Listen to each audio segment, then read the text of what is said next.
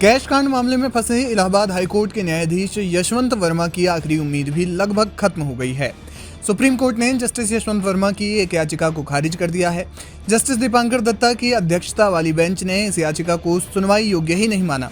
Supreme court ने अपने फैसले में माना कि पूर्व मुख्य न्यायाधीश संजीव खन्ना और जांच कमेटी ने याचिका में उठाए गए मुद्दों, खासतौर पर फोटो और वीडियो अपलोड करने की प्रक्रिया सहित सभी पहलुओं का पूरी ईमानदारी और पारदर्शिता के साथ पालन किया।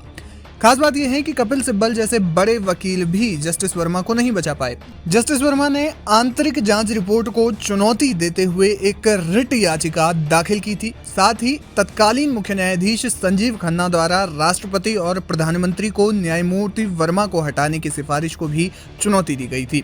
इस मामले पर सुनवाई करते हुए जस्टिस दीपांकर दत्ता और न्यायमूर्ति ऑगस्टीन जॉर्ज मसीह ने 30 जुलाई को अपना फैसला सुरक्षित रख लिया था और गुरुवार 7 जुलाई को इस पर फैसला सुनाया गया।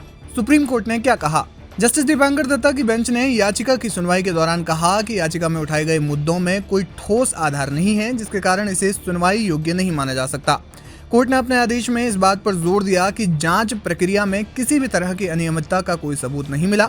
सुप्रीम कोर्ट ने यह भी कहा कि जांच कमेटी ने सभी तकनीकी और प्रशासनिक पहलुओं का पूरी तरह से पालन किया, जिसमें डिजिटल साक्ष्यों जैसे फोटो और वीडियो के अपलोड की प्रक्रिया भी शामिल है। फैसला सुनाते हुए अदालत ने शुरू में ही कहा कि आंतरिक जांच में भाग लेने और बाद में आंतरिक पैनल की जांच करने की क्षमता पर सवाल उठाने के जस्टिस वर्मा के आचरण को देखते हुए रिट याचिका पर विचार नहीं किया जा सकता। अब सवाल ये है कि जस्टिस वर्मा के पास आगे क्या रास्ते हैं।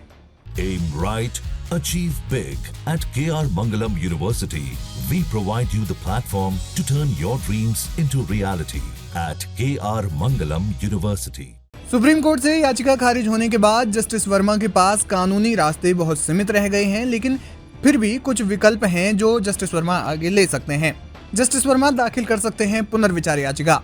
न्यायमूर्ति यशवंत वर्मा सुप्रीम कोर्ट में पुनर्विचार याचिका दाखिल कर सकते हैं, जिसमें वो कोर्ट से अपने फैसले की समीक्षा करने की मांग कर सकते हैं। ये याचिका तभी स्वीकार की जाती है जब याचिकाकर्ता ये साबित कर सके कि फैसले में कोई स्पष्ट त्रुटि है या कोई नया और महत्वपूर्ण सबूत सामने आया है। हालांकि सुप्रीम कोर्ट में जस्टिस दीपांकर दत्ता और जस्टिस एजी मसीह की बेंच ने फैसले में स्पष्ट रूप से कहा है कि जांच प्रक्रिया में कोई अनियमितता नहीं है और पूर्व सीजेआई द्वारा दी गई सिफारिश संवैधानिक थी।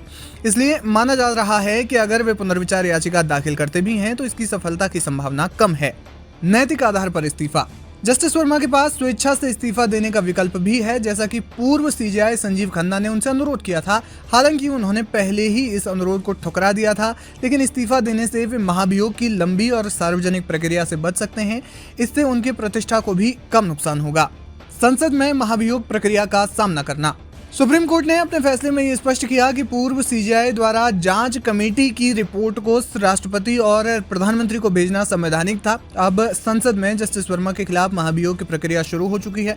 महाभियोग की प्रक्रिया के तहत लोकसभा में कम से कम 100 सांसदों या राज्यसभा में 50 सांसदों द्वारा हस्ताक्षरित प्रस्ताव की आवश्यकता होती है, जो पहले ही प्राप्त हो चुका है। यानी कि 158 सांसदों ने अब तक इस पर हस्ताक्षर किए हैं। इसके बाद एक 3 सदस्यीय समिति, जिसमें सुप्रीम कोर्ट के एक जज, हाई कोर्ट के चीफ जस्टिस और एक प्रतिष्ठित कानूनी जानकार शामिल होते हैं।